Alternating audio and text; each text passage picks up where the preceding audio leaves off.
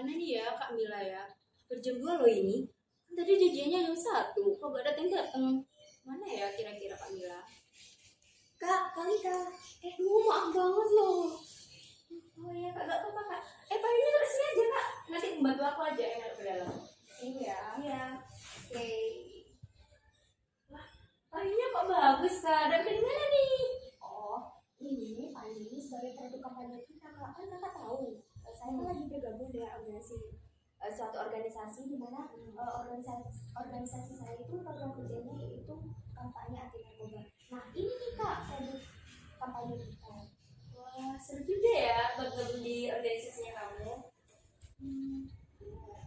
Kak Ila, ngomong-ngomong gimana kalau tugas biologi kita tentang narkoba? Seru gak? Kan masih banyak tuh orang yang gak tahu tentang narkoba, meskipun ya orang cuma tahu mungkin narkoba itu bahaya, tapi kan gak tahu tuh bahayanya gimana. Gimana? Boleh Kak. Apalagi kan sekarang nih bulan Ramadan ya, kita harus memanfaatkan momen di Ramadan ini untuk contohnya dalam berbagi ilmu ya. Gimana? Yes ya nih. Yuk. Assalamualaikum warahmatullahi wabarakatuh. Halo teman-teman, di sini kami dari kelas 11 MIPA 1 dari SMA Negeri 1 Bangkalan. Saya sendiri Mila Puspitasari absen 17. Saya Briliana Mutakina Imama nomor absen 7. Di sini kami akan berkampanye mengenai anti narkoba. Nah, teman-teman, di sini seperti yang akan kami bahas yaitu kami akan membahas tentang narkoba. Nah, narkoba sendiri ini secara formal sebenarnya dikatakan dengan nafsa. Nafza singkatan dari narkotika, psikotropika, dan zat adiktif lainnya. Nah, di sini kami akan membahas secara detail loh teman-teman tentang narkotika, psikotropika, dan zat adiktif lainnya. Yang pertama yaitu narkotika. Narkotika adalah jenis obat di mana berasal dari tanaman maupun bukan tanaman, baik dari sintesis maupun semi sintesis, di mana narkotika ini sangat membahayakan loh buat manusia. Jadi jangan aneh-aneh ya dengan narkotika. Nah, narkotika ini memiliki banyak banget loh jenisnya. Ada golongan 1, contohnya yaitu ganja. Golongan 2 yaitu morfin, dan golongan yang ketiga yaitu kodein. Nah, untuk yang penjelasan tentang psikotropika dan zat adiktif lainnya akan dijelaskan oleh Kak Mila loh teman-teman. Disimak yuk. Nah, yang kedua tadi yang katanya Kak Nita, saya akan membahas tentang psikotropika dan zat adiktif lainnya. Yang kedua maksudnya yaitu psikotropika. Psikotropika ini merupakan zat atau obat yang dimana berasal dari alam maupun bukan dari non alam, yang mengakibatkan kita itu bisa bersifat psikoaktif. Psikoaktif itu artinya zat yang bisa berpengaruh dalam pola pikiran kita karena sistem obat ini langsung bekerja pada susunan sistem saraf kita. Nah, untuk psikotropika ini terdiri dari beberapa jenis loh teman-teman, yaitu golongan pertama, kedua, ketiga, dan keempat. Untuk golongan pertama yaitu jenisnya adalah ekstasi, yang kedua adalah sabu. Nah, tadi narkotika sudah, psikotropika sudah. Nah, selanjutnya adalah zat adiktif lainnya. Nah, sesuai dengan namanya, adiktif, kecanduan. Otomatis zat ini atau obat ini bisa menyebabkan kita memiliki kecenderungan untuk mengkonsumsi atau meminumnya kembali, atau yang kita sebut dengan kecanduan. Teman-teman, kan tadi penjelasan secara menyeluruh tentang nafsa, narkotika, psikotropika, dan zat adiktif lainnya. Nah, sekarang ini adalah jenis-jenis nafsa atau sifat-sifat nafsa ya, sebetulnya lebih tepatnya secara keseluruhan, yaitu yang pertama adalah depresan, stimulan, dan halusinogen. Yang pertama adalah depresan. Depresan sesuai namanya, depresi, berarti obat ini untuk menurunkan depresi. Yang kedua adalah stimulan. Nah, stimulan ini biasanya digunakan ketika kita merasa lemas, kita ingin mengaktifkan energi kita, makanya kita minum stimulan. Ketiga, halusinogen. Sesuai dengan yang mana? Halusinogen. Berarti obat ini atau zat ini bisa menimbulkan halusinasi. Nah, berikut adalah cara bagaimana sih narkoba itu dikonsumsi, dirasanya oleh Kak Nita. Pasti teman-teman ingin tahu nih cara konsumsi narkoba kayak gimana aja nih. Nah, jadi cara mengkonsumsi narkoba itu bisa dari cara dihirup, dihisap, ditelan, maupun disuntik loh teman-teman. Selanjutnya yaitu tentang faktor-faktor yang mempengaruhi ke orang mau sih mengkonsumsi narkoba. Nah, untuk faktor-faktor ini terbagi menjadi dua, yaitu faktor internal dan faktor eksternal. Kira-kira faktor internalnya kayak apa sih teman-teman, dan faktor eksternalnya? Mari kita bahas. Nah, yang pertama yaitu faktor internal. Faktor internal yaitu pada diri kita sendiri. Nah, faktor internalnya yang pertama yaitu rasa ingin tahu yang tinggi tentang narkoba. Jadi, orang tersebut tuh ingin tahu kayak apa sih rasa narkoba, makanya mereka ingin mengkonsumsi. Yang kedua yaitu rasa ingin bersenang-senang. Orang-orang pasti nyangkanya minum narkoba atau mengkonsumsi narkoba ini dianggap sebagai kesenangan tersendiri pada diri orang tersebut. Dan yang ketiga yaitu sebagai kemewahan dalam gaya hidup. Karena orang yang ingin mengkonsumsi narkoba sendiri ini dari faktor diri sendiri, mereka tuh menganggap bahwasanya mengkonsumsi narkoba itu dianggap sebagai hal yang keren. Jadi jangan coba-coba ya dengan narkoba. Dan yang kedua yaitu faktor eksternal. Faktor eksternal ini berasal dari lingkungan kita loh teman-teman. Jadi kita harus hati-hati. Faktor eksternal ini yang pertama yaitu bisa jadi dari faktor keluarga. Bisa jadi kayak faktor keluarga yang tidak harmonis.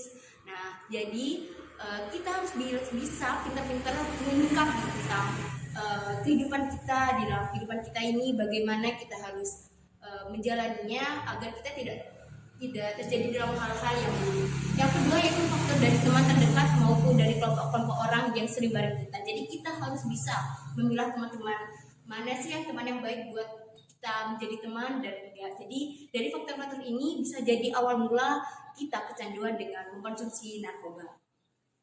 Nah, untuk selanjutnya yaitu apa nih? Nah, teman-teman, setelah dari penjelasan yang tadi ini nih, kita akan memberi suatu cuplikan berita di mana agar teman-teman nih percaya dengan fakta bahwasanya Indonesia masih banyak loh orang-orang yang mengkonsumsi narkoba. Jadi, yuk simak cuplikan berita berikut ini. Peredaran narkotika dan obat-obatan terlarang terus terjadi di Indonesia. Sasarannya dari semua kalangan dan juga berbagai profesi. Padahal Badan Narkotika Nasional telah berhasil menangkap ribuan orang dalam peredaran dan penyalahgunaan narkoba. Selama tahun 2016, BNN berhasil mengungkap 807 kasus narkotika dan menangkap lebih dari 1.200 tersangka. Terdiri dari 1.200 warga negara Indonesia dan 21 warga negara asing.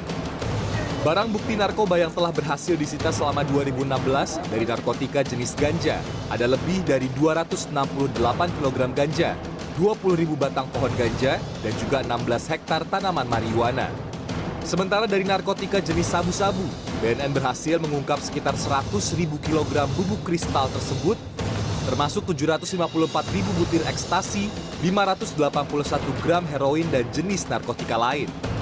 Sedangkan untuk kasus tindak pidana pencucian uang atau TPPU dari hasil kejahatan narkotika, BNN telah mengungkap 21 kasus dari 30 tersangka dan melakukan penyitaan aset yang nilainya mencapai lebih dari 26 miliar rupiah.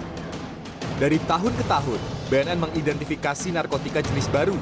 Sampai dengan 2016, ada 46 jenis baru beredar di tengah masyarakat, 18 diantaranya sudah masuk dalam lampiran Permenkes yang termasuk sebagai jenis narkotika.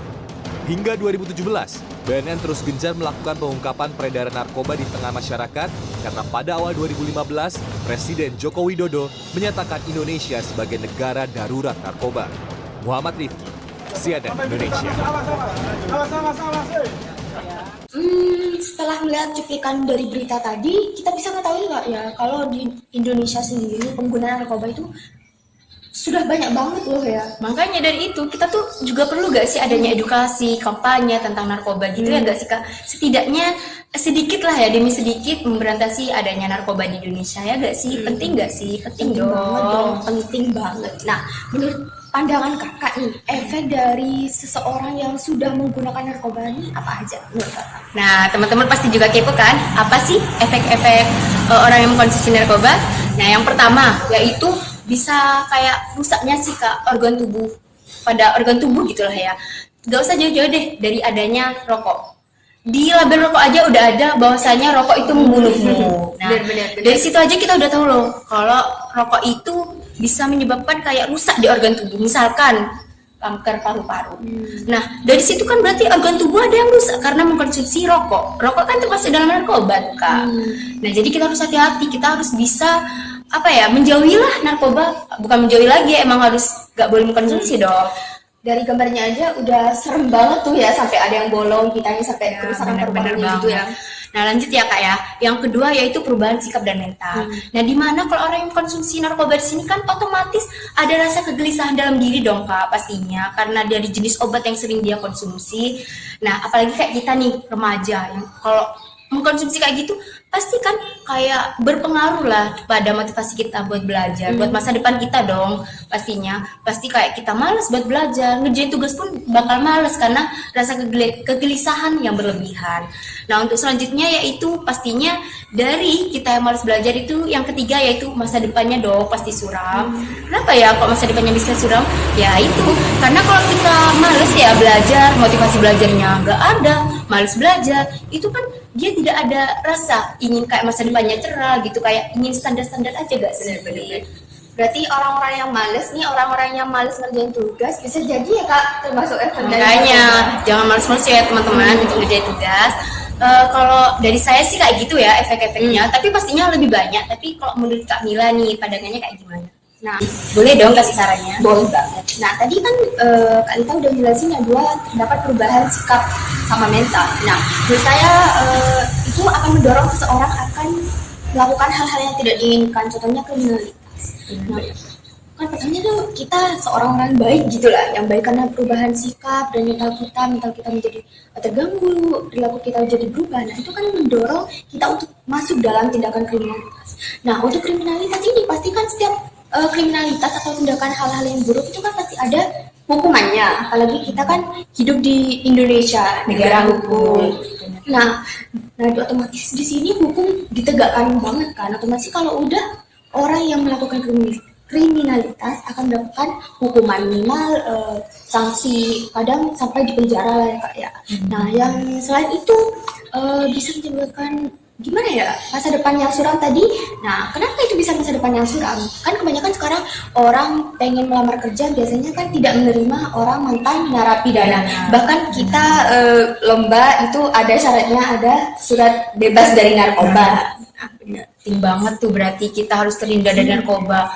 Pasti kayak mengganggu gak sih dengan kehidupan kita, masa depan kita kalau kita mengkonsumsi narkoba. Terus lanjut kak, mungkin ada lagi efek selanjutnya? Efek yang paling parah nih kak, supaya teman-teman takut banget itu. Ayo dong disimak. Yang paling fatal itu menyebabkan kematian. Nah tadi kan efek yang pertama katanya kakak bisa Organ tubuh rusak dong, benar-benar pastinya. benar kan semua organ tubuh rusak.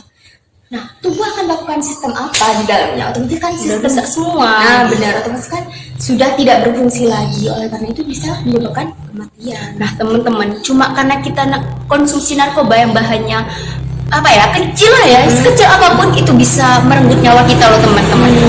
Dari yang efeknya cuma kecil bisa berdampak berkepanjangan loh dengan kita mengkonsumsi narkoba. Jadi jangan ya teman-teman, jangan coba-coba narkoba. Kematian ini cuma karena konsumsi narkoba loh ini. Benar-benar. Nah, dari penjelasan tadi mungkin biar teman-teman lebih greget ya gimana caranya sih, gimana cara awal kita kayak mulai Mengkonsumsi narkoba. kecanduan dari narkoba. Tonton video cuplikan berikut.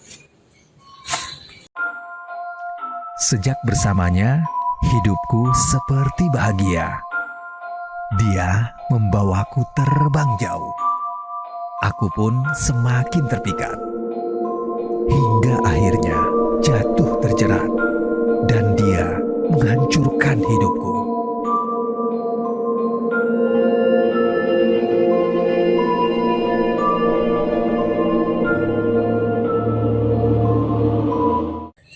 Nah setelah nonton video itu kan sampai pertamanya tuh kayak coba-coba gitu kak ya, lama-lama makin sengsara. Canduan dong. Bener. Menurut kakak apa sih tipsnya agar kita bisa terhindar dari penggunaan atau penyalahgunaan narkoba? Dari diri kita sendiri dong pastinya. Kalau tips atau cara itu meskipun banyak dari pihak lain, tapi harus dari dalam diri kita sendiri dong. Jadi teman-teman, tips dari kami ya, tapi dari aku duluan nih kak ya, tentang tips atau cara kita buat terhindar dari mengkonsumsi bahkan pun kecanduan dari narkoba. Yang pertama yaitu bentengi diri dengan agama. Maksudnya bentengi diri dengan agama itu gimana sih? Jadi teman-teman, kita harus meningkatkan keimanan dan ketakwaan kita dong. Jadi dengan kita meningkatkan keimanan dan ketakwaan kita kepada Tuhan Yang Maha Esa, kita bisa membedakan, bisa memilah mana yang baik untuk kita lakukan dan mana hal buruk yang yang harus kita hindari. Jadi misalkan kita tahu narkoba itu barang yang haram, tidak boleh dikonsumsi, otomatis kan kalau kita imannya kuat, ketakwaan kita kepada Tuhan Yang Maha Esa tinggi lah ya, kita kan akan menghindari hal-hal negatif tersebut dong. Pastinya akan melakukan hal-hal yang bermanfaat buat hidup kita. Nah, untuk selanjutnya yaitu yang kedua teman-teman, yaitu selektif dalam pergaulan. Selektif dalam pergaulan ini kayak kita nih, apalagi masa remaja dong kakak. Masa remaja ini pasti kita bener-bener dong harus memilih lah ya, harus bener-bener selektif banget dalam memilih teman, apalagi teman deket kita, sahabat dong pastinya harus dapet yang benar, mana yang baik kita harus tahu, mana teman yang baik buat ditemenin, mana yang harus kita pilah ya, intinya kita pilah dan hindari mana hal-hal buruk yang akan terjadi pada kita kalau kita temenan sama orang yang ini ataupun yang ini. Misalkan kalau kita temenan sama orang yang agamanya bagus, akhlaknya bagus, apa juga pintar. Nih, ini kan bantu kita kayak pergaulannya kita akan terhindar dari narkoba, kita gak akan ingin tahu narkoba itu kayak gimana sih, gak mau coba-coba lah ya. Jadi kita tuh rasa ingin tahu buat hal-hal yang positif aja. Jadi kita kalau teman kita baik, kita insya Allah bakal baik juga. Bahkan kan sampai ada perumpamaan Kak, apabila kita berkumpul dengan orang pedagang ikan, kita akan bau ikan juga. Apabila kita berkumpul dengan pedagang parfum atau pewangi lain, maka kita akan wangi. Nah, berarti kita bisa nih dong gitu teman, soalnya kan kita memiliki tujuan yang sama gitu dalam pencegahan anti narkoba atau kampanye ini. Ya dong, kita kan teman.